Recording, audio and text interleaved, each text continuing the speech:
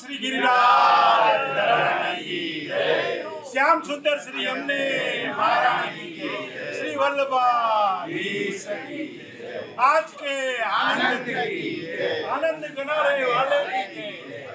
પોરબંદર મનપાના પ્રથમ મેયર જાહેર થતા મેયરની ચેમ્બર ભક્તિમય માહોલમાં જોવા મળી. પોરબંદર મનપાની ચૂંટણી બાદ આજે પોરબંદર મનપાના mayor, deputy mayor, standing committee chairman સહિતની જાહેરાત કરવામાં આવી. તે બાદ યુવા મેયર અને પોરબંદર મહાનગરપાલિકા બન્યા બાદ પ્રથમ મેયર સાગર મોદીનો પરિવાર મેયરની જાહેરાત થતાં જ મનપા કચેરીએ પહોંચી આવ્યો હતો. પરિવારજનોએ ગિરિરાજ ધરણ કી જય સહિતના ધાર્મિક નારાઓ લગાવી સાગર મોદીને વધાવ્યો હતો. સાગર મોદીએ મેયર પદની ખુરશી પર બેસતા પહેલા પોરબંદરને સમગ્ર વિશ્વની ઓળખ સુદામા અને કૃષ્ણ ભગવાનની પ્રતિમાને ખુરશી ઉપર બેસાડી તે બાદ જ પોતે મેયર પદ સંભાળ્યું. હાલ તો યુવાન નેતાઓની ટીમે વધાવવા ભાજપ નેતાઓ, ભાજપ આગેવાનો તેમજ સમર્થકોની ભીડ મહાનગરપાલિકામાં જોવા મળી હતી. આવનારા દિવસોમાં ડિજિટલ અને ગતિશીલ વિકાસની વાત કરી નવા યુવા મેયર ચાર્જ સંભાળ્યો હતો. વધુ માહિતી માટે બન્યા રહો TNG ન્યૂઝ સાથે. આજે તારીખ 26ના રોજ આખા ભારતમાં તે સ્વર્ણ દિવસ છે. માનનીય આપણા વડાપ્રધાન શ્રી નરેન્દ્રભાઈ મોદીને આજે જે સત્તા સંભાળી હતી તેને 12 વર્ષ પૂર્ણ થયા છે. એ જ દિવસે અમને જોગાનું જોગ નસીબદાર કહેવાય પોરબંદર મહાનગરપાલિકા કે જેને પ્રથમ મેયર તરીકે મને જાહેર કર્યો છે. અને અમારી ફર્સ્ટ પ્રાયોરિટી આવતા દિવસોમાં જે વરસાદ આવવાની મોસમ આવે છે તેની પ્રી મોન્સૂન કામગીરી માટેની જે હશે એ અમારી પ્રથમ પ્રાયોરિટી હશે. અન્યથા જેવું આપણે વરસાદની સિઝન પૂરી થશે એવા તહેવારો ચાલુ થશે એટલે ગામમાં સફાઈ અને જે કંઈ નાના મોટા પ્રશ્ન હોય એ તાત્કાલિક સોલ્વ થાય અને એનું અમારે સંકલન કરી અધિકારીઓ સાથે અને તાત્કાલિક જે કંઈ નિર્ણય થશે તે આપને સૌને જણાવવામાં આવશે. ખાસ કરીને મહિલા સશક્તિકરણ 52માંથી 26 મહિલાઓ છે. પોરબંદર શહેરની ખાસ કરીને મહિલાઓની સફાઈ અને કઈ રીતે તમે નિરાકરણ 50% અનામત છે આપણે એટલે મહિલાઓને પ્રાયોરિટી ભારતીય જનતા દ્વારા આપવામાં આવે છે.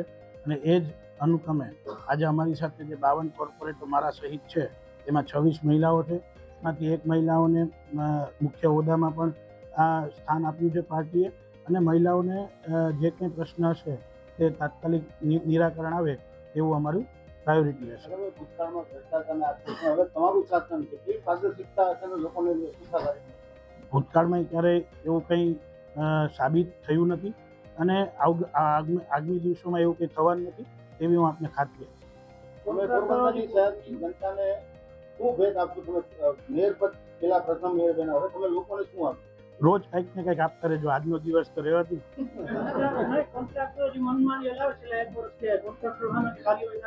ના. એની ઉપર એક મોનિટરિંગ સિસ્ટમ બેસાડવામાં આવશે અને તમામ કોન્ટ્રાક્ટરોને જાણ કરી દેવામાં આવશે, તમામ વેન્ડરોને જાણ કરવા આવશે અને આવતા દિવસોમાં એની મોનિટરિંગ સિસ્ટમ પારદર્શિક રહેશે અને મીડિયાના મિત્રો દ્વારા જનતાને એ મોનિટરિંગ સિસ્ટમ ખબર પડે તેવી વ્યવસ્થા ઊભી કરીશું. મહાનગરપાલિકા સૌથી વધુ યુવા નેતૃત્વ છે. પોરબંદરના યુવાનો માટે શું? યુવાનો માટે જે કંઈ વિકાસ થશે એમાં સૌથી મોટો ફાળો યુવાનોનો હશે, કેમ કે સૌથી વધુ લાભ યુવાનો લેશે. એટલે જે કંઈ વિકાસના કામો થવાના છે એમાંથી રોજગારી પણ ઊભી થશે, એ પણ યુવાનોને મળશે અને જે ઉપયોગ થશે એ પણ યુવાનો માટે જ ઉપયોગ થવાનું છે. એટલે યુવાનોને તો સૌથી વધારે આમાં ફાયદો થવાનો છે. શહેરમાં રસ્તાના લેવલિંગના પ્રશ્નો છે એ બાબતે કઈ રીતે કામગીરી કરવામાં આવશે? મેં આજે હમણાં જ હાલત ચાર્જ સ્વીકાર્યો છે. હું ડિપાર્ટમેન્ટ સાથે વાત કરી લઈશ, બ્રીફ લઈ લઈશ, પ્રેઝન્ટેશન લઈ લઈશ અને આવતા દિવસોમાં આપને જાણ કરશું કે એનું કેવી રીતના નિરાકરણ આવી શકે સુખીકારી, જેથી પબ્લિકને એનાથી ચિંતા ન થાય અને શાંતિથી આપણો લેવલિંગનો જે પ્રશ્ન છે એ સોલ્વ થાય. આપનો આભાર.